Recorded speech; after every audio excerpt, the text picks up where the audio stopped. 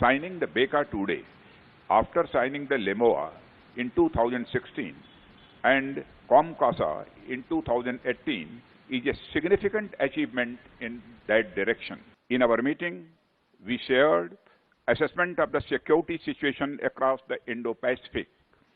In that process, we reaffirmed our commitment to peace, stability, and prosperity of all countries in the region.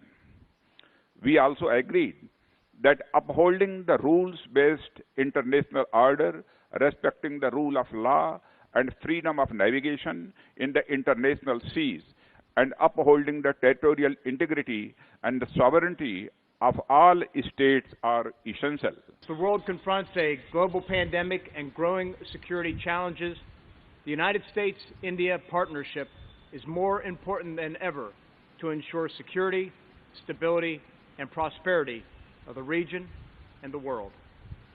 15 years after the conclusion of the first U.S.-India defense framework, the defense ties between our two nations remain a key pillar of our overall bilateral relationship.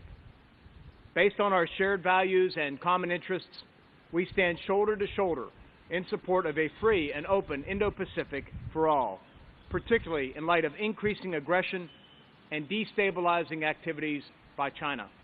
This morning, we visited the National War Memorial to honor the brave men and women of the Indian Armed Forces who have sacrificed for the world's largest democracy, including 20 that were killed by the PLA forces in the Galwan Valley in June. The United States will stand with the people of India as they confront threats to their sovereignty and to their liberty. As to our discussion these 2 days, look, our joint efforts to fight the pandemic, which we talked about at great length, are a strong signal that our nations are committed to working together and expanding our partnership across many fronts. U.S. health agencies are working closely with government partners of India on the COVID-19 response. Indian companies, too, are cooperating with Gilead to manufacture remdesivir for use by low and middle-income countries all around the world. And several Indian and U.S. companies are working together to test and manufacture potential vaccine candidates. Further, I'm proud to announce today new agreements between the United States Department of Health and Human Services and the Indian Ministry on Health and Family Welfare to enhance health cooperation. It could not come at a better time.